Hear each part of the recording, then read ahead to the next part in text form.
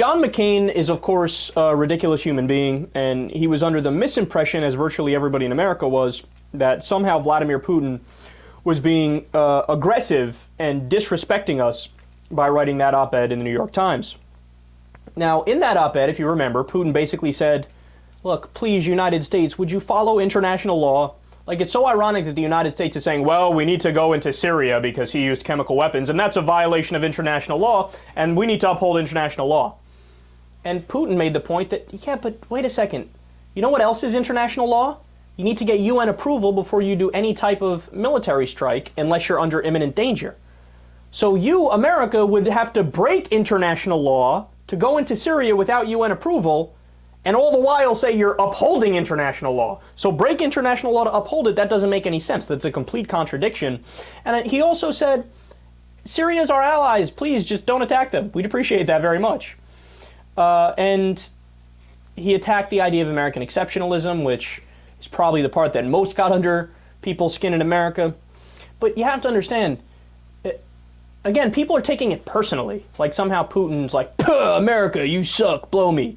No, what he's saying is, dude, I thought, how can you say, which you do, America, that everybody's equal? We're in favor of equality. It's one of our founding principles. And then the next breath you say, we're exceptional. That's a blatant contradiction. And he pointed that out. And John McCain, oh my God, I am outraged. Calm the fuck, who are you? Again, John McCain is another one of these guys where he thinks he's so much more relevant than he is.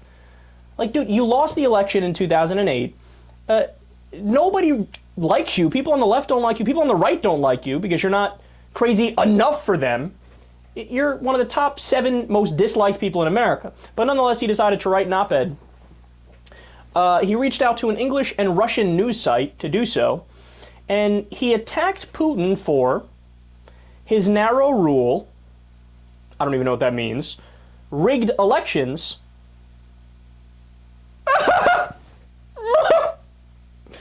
Look, I don't know, and I don't care if elections in Russia were rigged. They probably were. Have you heard of the 2000 election in the United States?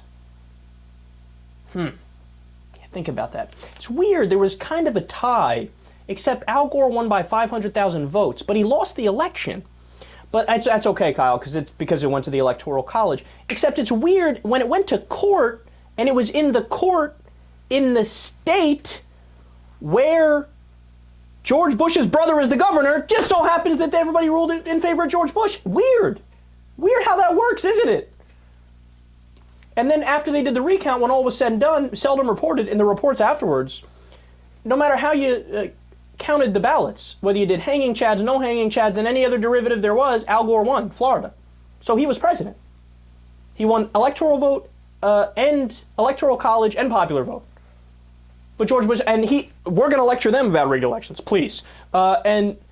He also, I love this, he went after Putin for his anti-LGBT laws and the jailing of Pussy Riot.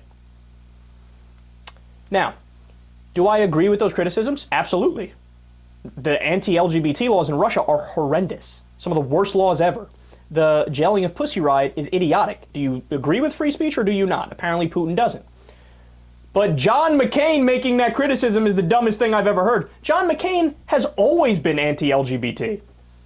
What, John McCain has been a crusader for equal rights and for gay marriage? Please spare me. And, John McCain is going to stand up in favor of freedom of information and free speech, which is why John McCain protected Edward Snowden so viciously when the NSA spying scandal broke, right? Oh, that's right, he was on the opposite side of that debate. He was not in favor of free speech or freedom of information. He's such an idiot. Like, John McCain, what do you think, we're not going to look at your records? We have this thing called the internet. We have this thing called the press. We can look back at your history and see if what you're saying now makes sense. See if it makes you a hypocrite or not. Now, then he claimed, this is my favorite part of his critique. I, John McCain, am more pro-Russia than Putin. Quote, I make that claim because I respect your dignity and your right to self-determination. I believe you should live according to the dictates of your conscience, not your government. President Putin doesn't believe in these values because he doesn't believe in you. He doesn't believe in that human nature at liberty can rise above its weaknesses and build just, peaceful, prosperous societies, or at least he doesn't believe Russians can. So he rules by using those weaknesses, by corruption, repression, and violence. He rules for himself, not you. Now, I'll put aside the absurdity of America calling another country corrupt. Yes, other countries are definitely corrupt. There's no doubt about that.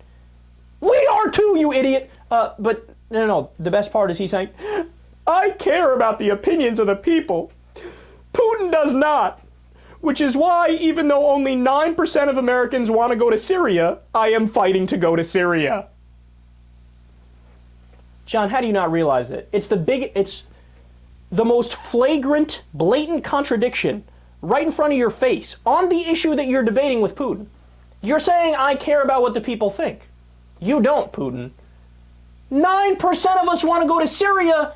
You're one of the few people who's pushing hardest to go to Syria. What happened to caring about the people? If you cared about the people, you'd be fighting for the opposite.